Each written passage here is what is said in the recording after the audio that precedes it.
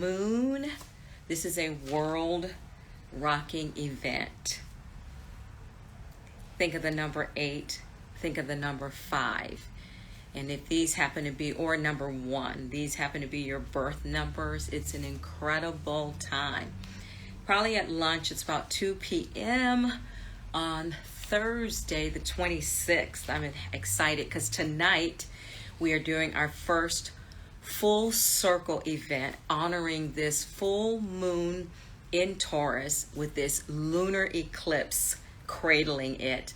Tonight at 7 o'clock p.m. in South Pasadena at the Woman's Club. If you're in the area, it's a drop-in event. Incredible. We're going to do rituals to release because this is a super powerful time of any time to release. This is the only full moon that Taurus is bringing in, and we know how strong and powerful the Taurus energy is, okay? Full moon in Taurus, 10/28, coming in on Saturday, 10/28 at 4:24 Eastern Time, 1:24 Pacific Time. This is Scorpio season. This is the Taurus moon. And I am literally standing to do this event because, or do this video, because standing is not underrated anymore. You know, people have standing desks. You know, they're asking us, even your Apple Watch reminds you to stand. There's a refrain from a slave hymnal, and it says, when you can't do anything else, all you can do is stand. But from an energetic perspective, from the yoga world, standing in Tadasana, there's a whole host of things going into Tadasana that I teach when I teach private yoga. It is the foundation, your feet, your legs, your hips, your knees, and then coming up. Being able to stand properly refreshes the central nervous system, number 1, and it strengthens your whole endocrine system. Anyway, the next time you feel tired or exhausted, stand. Take a few minutes to stand. I know it's tempting to sit or lay down, but just take a few moments to intentionally stand. What I'm working with now is clearing. It's time to clear and cleanse, as full moons are already about. I have Palo Santo, or actually copal resin. Copal is a resin, incredible. It smells divine and delicious. You burn this over your mini charcoal. Palo Santo, of course, I'm going to start with sage. Do a deep cleansing of myself and my environment, and follow that up with Palo Santo. Palo Santo is so sweet. This sacred holy wood is incredible. If you do not like to burn, and you know we are in burn season in California, on the Oregon coast, Palo Santo spray and white sage spray. I don't get any endorsements from this brand. Little Shop of Oils, unbelievable. You can use them on your person or in your environment. So I use these to travel with, but they smell delicious and divine. They literally change your whole emotional disposition. So it's time to cleanse, folks, and get out there. And otherwise, I'm working with Kambaba Jasper, as you saw probably in the photo snippet.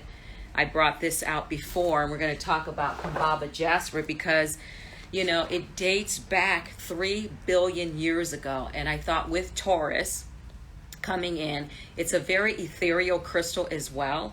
I have the heart, and then I have this little guy that I use on my third eye.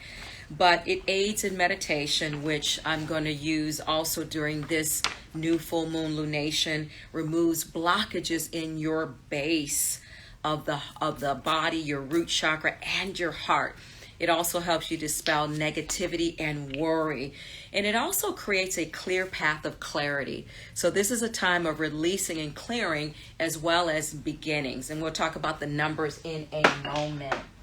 So earth and water is my favorite combination. I will admit I am being very biased because it's Scorpio season, my home sign. My birthday was on the 24th. Scorpio season comes in the 23rd. So it feels so good to be in this watery energy of my home sign, my home planet of Pluto, etc. And I share Scorpio. It's amazing. I probably have, no kidding, about 15 Scorpios in my life. That's kind of the energy of Scorpios. They kind of stick together. I think the same holds true for Taurus. But this water and earth of Taurus and Scorpio is one of my favorite, because Taurus is very strong and so is Scorpio. So they're perfect partners across from each other on the wheel. I'm standing in my space talking about clearing and everything. This is at the entry of my door. Behind the door as you come in, this is all obsidian, it's labradorite, and it's tourmaline, because these black, and if you're dark black, brown, earthy crystals clear negative energy, and they also block the negative energy. So when you're thinking about your home as we go into this new season, see, I'm already thinking about 2024. It's not that I'm not in the present moment, but as we know, 2023 has been very interesting, a little trying. So November and December are time to just ramp up, so it's go time in January, okay? Full moon eclipses are powerful culmination points. This moon in Taurus, this sun in Scorpio, this lunar duo will bring new life, a new life cycle of death and birth and regeneration. So at once you're letting things go, but you're also stepping into a new energy. Eclipse season, I don't know if you noticed it, since October 14th, has delivered on its promises. Eclipses promise chaos, heartbreak, recognition, transformation. Secrets become revealed, even truths about yourself that you had hidden from yourself. In psychology, I believe it's called the Jahardi's window. That 4 quadrant, there's that window that it's a blind spot. Some people call it your, your past. Anyway, your personal values probably have been challenged soon as we hit eclipse season. But what Taurus brings to the table is our personal values and the who and what of our resources. When you think resources, it's not just money, it's resources in general. So a full moon that is also a lunar eclipse will bring a period of transitions, endings, moments of culmination, so you can release, okay? Let's talk about Taurus. But anyway, this eclipse season lasts for a 6-month period. So when the eclipse season comes in, mark your calendars from October 14th, October 28th, and then 6 months later, look at where you are 6 months later, because this energy permeates us for the next 6 months. On my podcast, Astridologie, Astridlogie, my solo cast, I break down by zodiac sign how this illumination will affect you. And I really love this one from Stylecast. Oh my God, some of the descriptions or words are unbelievable. Because it's Taurus's full moon, I'm going to talk about Taurus. So if you're Capricorn or Virgo, you're an earth sign, this earth sign energy will affect you more powerfully. So let's talk about Taurus, what they said about Taurus. Make your agenda top priority on October 28th, Taurus. The year's only full moon in your sign is also a game-changing lunar eclipse. This is the final series that began on November 19th, 2021. So brace yourself for a crossroads or climax or whatever you've been focusing on for nearly 2 years. Have you been caring for and cultivating every seed you planted back then? Here's your chance to review, evaluate, and implement needed changes so you're sure to achieve your goals within the timeline you created. You're fully capable of crushing this bull, so go get it.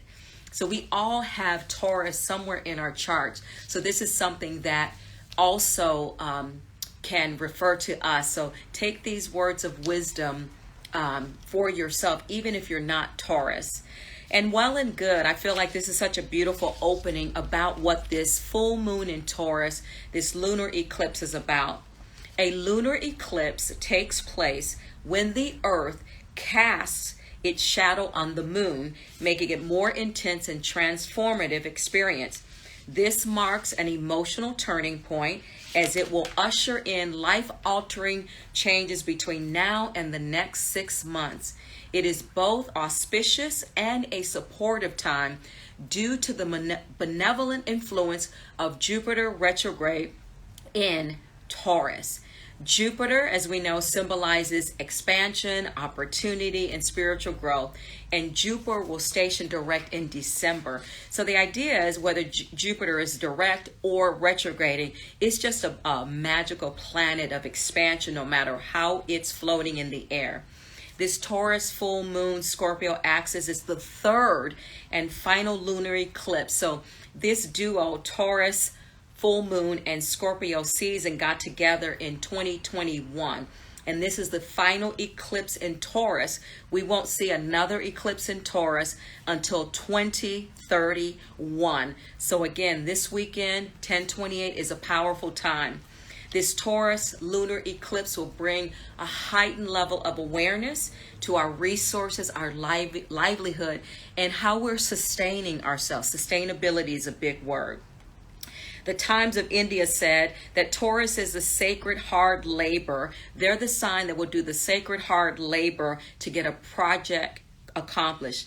Taurus natives are earth signs who are also controlled by Venus, and like all things opulent and comfortable. Dream big, perform tough is a philosophy that the Taurus sign surely lives up to. Taurus is also ruled by the second house, and that is about our possessions, but not only tangible possessions. The second house also helps us with insight on things that belong to us. It may be money, it may be investments, and it may include your inner needs, wants, and your desires. Taurus is a sign of the bull, strong, strong, strong earth sign. It governs love, though. It's like glove, beauty, and money. And Taurus is all about a return on their investment. Taurus is not going to do anything that they can't see the big picture or the long end game about their investments. Thank you. Welcome, Marie. Thanks for joining. The bull, like getting into the bullpen, is a sign on Wall Street. You know, you hear guys going 3 in the morning, 4 in the morning to the bullpen to fight and to take care of financial things. So Taurus is a fixed sign, the sign known to take its time. If you have any Tauruses in your life, you know this so well. They take their time to make a decision. They can all the facts and datas. And sometimes I feel like just to be annoying or contrary, they take extra time. You know, they take their time. They're not as slow as their fellow earth sign Capricorn, but they know how to play the long game, not only in their romantic and personal lives, but in the professional world. Because security is very important to Taurus. They are not going to step out, you know, very quickly. And if they see a threat to anyone in their circle, their tribe, themselves, their business, the bull will see red. The bull will see red. Oh, you're Taurus. Right on, right on, right on. I love Taurus women. Sorry, guys. I like Taurus men too. Taurus is one of my favorite signs. But the women, you women are just exquisite. I don't know how you get as much done as you get in a lifetime, in a day, in a week. But all heart, all soul, Mother Earth. And you just take care of so much. So thank you, thank you, thank you. Now let's talk about Scorpio, because the sun is in Scorpio, which is ruled by Pluto, making its final time in the sign of Capricorn. Pluto has been in Capricorn for many, many years. Again, Capricorn is earth energy, which is great for water, but it's a taskmaster, okay? Pluto is very magnetic right now because Mercury is also in Pluto. So we got Mercury and Pluto and Mars in Scorpio right now. During the Libra, the solar eclipse on 10/14 was in the sign of the sign ruled by Venus, Libra. I can't speak. This full moon, this solar eclipse on 10/14 was Libra in Venus, and this lunar eclipse on 10/28 in the sign of Taurus is also ruled by Venus. So it's really a time to really get granular and tap into the things that you love.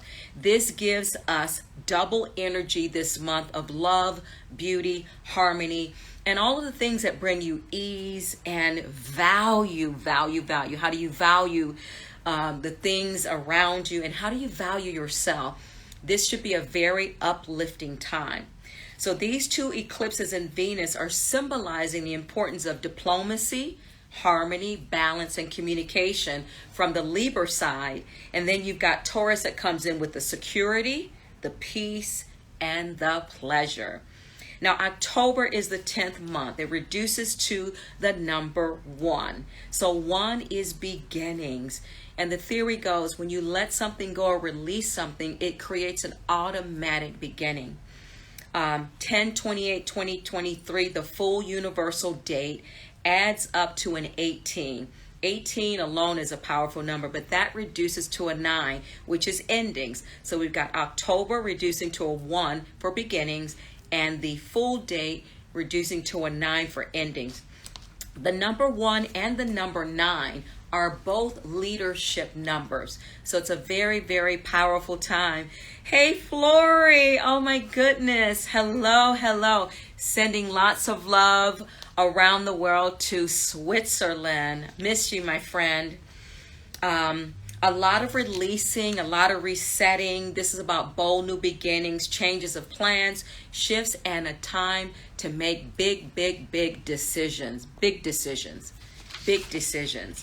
So the sun in Scorpio is ruled by Pluto, and also the ancient ruler of Mars. So back in the day, way back in a galaxy beyond, Scorpio was ruled by Mars, but it's more popularly now Pluto is considered the home.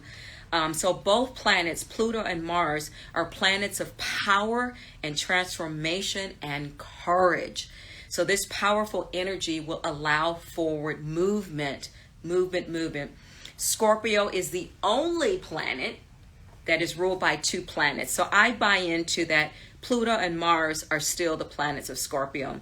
So although one is ancient, and many believe they are still co-rulers. So I believe that they are co-rulers of Scorpio. Because when I look at the energy of Mars and I look at the energy of Pluto, it is me 100%, Miss Scorpio, all the way. Scorpios crave growth, and both of these planets propel and they encourage us. They encourage Scorpios to keep learning for more. We just are bloodthirsty for knowledge and growth. That is a signature of Scorpio. Pluto keeps Scorpios reinventing themselves, while Mars creates their irresistibility and the fiery tongue. Now, I'm a triple threat because I've got a lot of planets in fire already with Sagittarius. So when I speak truth, sometimes it's very cutting and powerful. So it comes from both ends. It comes from both ends, from that Sagittarius fire, but that Mars fire coming through as well. 2024. So I'm always a big one about being in the present moment. However, it is an incredible time with this 8 energy. So 2024 is an 8 year. October 2023. This date reduces down to an 8. It's a number that is both spiritual and materialistic. We're halfway through the 3rd quarter. We're more than halfway through the 3rd quarter. So the idea is start really getting your plans and your business papers, as my sons used to say when I used to work in my office at home, your business papers in order. Because Scorpio rules the 8th house of transformation. You know, again, 2023 has been tough, but 2024 is an 8. 8 is like that figure 8, a continuum of energy flowing. So we'll have a lot more ease and flow if we've done all the spiritual work and spiritual releasing. Again, so do yourself a favor. Begin the process of clearing and purging your possessions, your energy, your body, your cars, everything in preparation for this new year coming up. 8 is the number of infinity. It's a continuous movement and recycling of energy, like the figure 8. When you think of 8, think of inner wisdom, self-confidence, inner strength, social status. 8 is also the number of peace. Peace, peace, peace. Thank you so much for Prosser Dean Barry for joining. How are you? Hi, Lonnie. Lonnie Lenz. Kim's mom, how are you? Good to see you. I hope everything is going great in Ecuador, all the way from Ecuador. Thank you for joining. The number 8 is about cycles, infinity, balance, success, opportunity, sustainability, and observation. If you are born on the 8th, the 17th, or the 26th of any month, you are ruled by the number 8. The shape of the number 8 reflects balance and is the number of karma. The figure 8 ignites our soul as a cyclic path of breath moving through our lungs and body like a pattern 8. 8 is the highest number of feminine energy. I thought it was 6. 6 is love, but 8 is the highest because it's got that triple, it's got that goddess shape. When you look at an 8, it's got the figurine of the body shape of a goddess. Now let's talk about 5. So we've got number 1, we've got number 8. Let's talk about number 5. 5's a tricky number. I'm a 5. 5 is one of my life path numbers. 5 is challenging because it's about change, change, change. But the number 5 is also the number of flexibility, change, freedom, liberty, and curiosity. 5 is the one and only prime number that has a sum of 2 consecutive prime numbers, which are 2 and 3. I just learned that today. 2 and 3, the only number that has 2 prime numbers. So this is a prime number that ends with 5 in one's place as well. On the dice, the pattern with 5 dots is known as the quincux. I think people who have children, triplets, quads, and quincunxes, that's where it comes from. Numerology 5 is associated with the ruling planet Mercury. It is considered to be a good number that brings good luck in life, and those who belong to this number are intelligent, adventurous, and have good communication skills. I'll take that.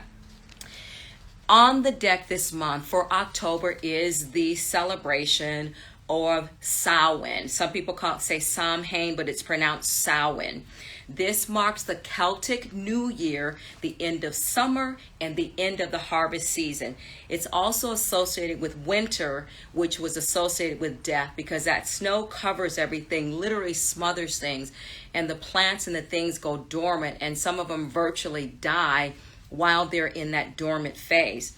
The Celts saw Samhain as a festival of the dead, celebrating with bonfires, gatherings, and feasts. So like tonight in our circle, in our full circle, we are going to use a kettle to burn away things that no longer serve us. It was a time of death and rebirth, and communities also looked to connect with their deceased, their loved ones, and other worldly spirits. So due to the spread of Christianity, November 1 became All Saints Day, which is also the Day of the Dead, Dia de los Muertos. Okay, so it's a big auspicious time. I swear to you, Halloween in California is a national holiday. You know, you're walking around or driving, there people are in full costume. I've never gotten over that. It's cracked me up how much Halloween means to California as a state. So Samhain is about celebration of our ancestors, honoring the cycle of life and death, saying, in order to create something new, I have to let something die away. What parts do you need to die away? It's about divination and prophecy, rituals, and traditions. Their goddesses associated, the ones that I know the most, are Hecate and Persephone. These two goddesses, Hecate is associated with crossroads, magic, and the spirit world, where Persephone is associated with the cycles of death, birth, and rebirth. These are my Scorpio goddess sisters. All right, energy update. So on 10/10, Pluto was retrograde. It went direct on 10/10. 10/14, we had that new moon in Libra. 10/14, we had the solar eclipse in Libra. 10/16 to 23, Sukkot just ended. And Sukkot is a 7-day harvest holiday time that commemorates the miraculous protection of God provided for the children of Israel when they left Egypt. Very powerful time that just ended a few days ago. 10/23, Scorpio season started. 10/28 on Saturday, the full moon in Taurus with that 10/28 lunar eclipse. 10/31 through 11/1 is Samhain. 10/31 is Halloween, and then 11/1 is Dia de los Muertos. It's a time to work on ancestral healing, letting things go, literally communing with your ancestors during this full moon. Connect, take a moment to close your eyes. You know, it's a great time to stand, as I started the video saying, but it's a great time to lay down. If you've ever attended a yoga practice, it ends in Shavasana. Shavasana means death, to die. And someone said it best. I think it's one of my buddies from the ashram. He said, you can only perform Shavasana perfectly once, and that is when we die, like Day of the Dead. When we die, we perform it perfectly. It seems like an easy pose, but it is so powerful to intentionally stand and take a few moments, closing your eyes, feeling your feet, connect with the earth. It brings this beautiful groundedness, as well as just to lay, not just to go to sleep, but to deliberately, granularly, intentionally lie down to rest. So sleep is important, but rest is just as powerful. In closing, I leave you with this thought from Astro Style. With the October Taurus full moon, an exciting money-making opportunity could turn up. You could have second thoughts about your job satisfaction, and you might have an epiphany about better work-life balance. Taurus rules our daily routines, and this lunar eclipse gives a big push to finally break bad habits and put life-affirming practices into place. Try this. Instead of focusing on an over lofty, I'm gonna cut out sugar, carbs, and dairy. Oh my God, I know that one so well. Set a sustainable shift that fits with your lifestyle. Enough of a change to make an impact, but not so gargantuan that you actually give up before it gains traction. In other words, set yourself up for success. I covered a lot today. I felt like I was spiraling, but it is Scorpio season, time for transformation, time to go inward. It's Taurus, time to feel grounded. Get your mind on your money, get your money on your mind. Take that next breath. And as I started the video, clean, cleanse, and clean your energy, your environment. My car is a mess. Oh my God. But those that have been watching me for a few years, my garage is clean. It is to the studs clean. I knew it was bad feng shui for it to be such a train wreck.